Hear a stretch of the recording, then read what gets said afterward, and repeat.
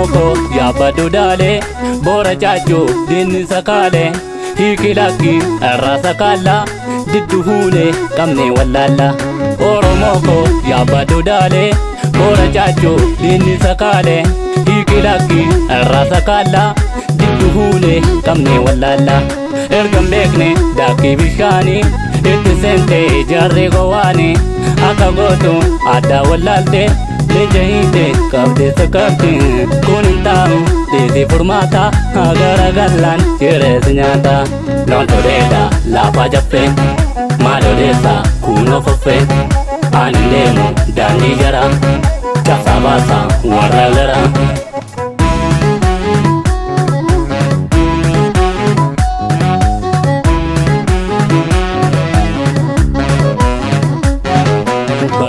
Bara chaalee siif galee Oromoko ani taa'uu nan deema naaf qopheessi galaa koo ati gootaani bootti dhangalaaftee mimaanii jajjabeessi garaa kee hidhadhuun sabbataanii hallayyaa fagaataa maaltu dhaqaa waan ati hin gootee rakkoo dhagaa namitti maraattee qabaa hidhaa.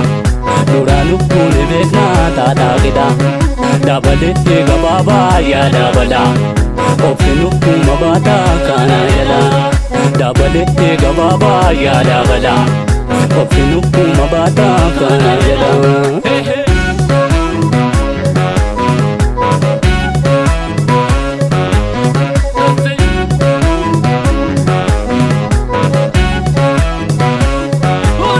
Ato bisi shagar deemu dhaabattu shantama shanta babaaree isaarratu sirna qabnaanu duraayyuu sirna gadaa shaanaan kan koonaa jabeessaa shaanaanudha.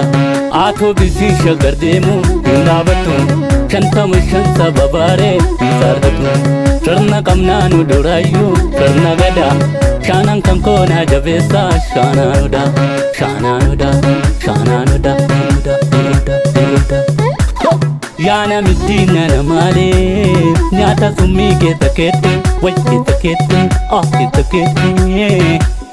ani hin nyaadhu si nyaata sitti beekee akkam taata akkam taata balballi teenya cufaadha siirumattee eessan baata balballi teenya cufaadha siirumattee eessan baata. Yaa jibichoo warra keenya yaa boorataa booree baasu kan fedhe itti dhukaasu inni homaan qabu naasu kan fedhe itti dhukaasu inni homaan qabu naasu kan fedhe itti dhukaasu inni homaan qabu naasu.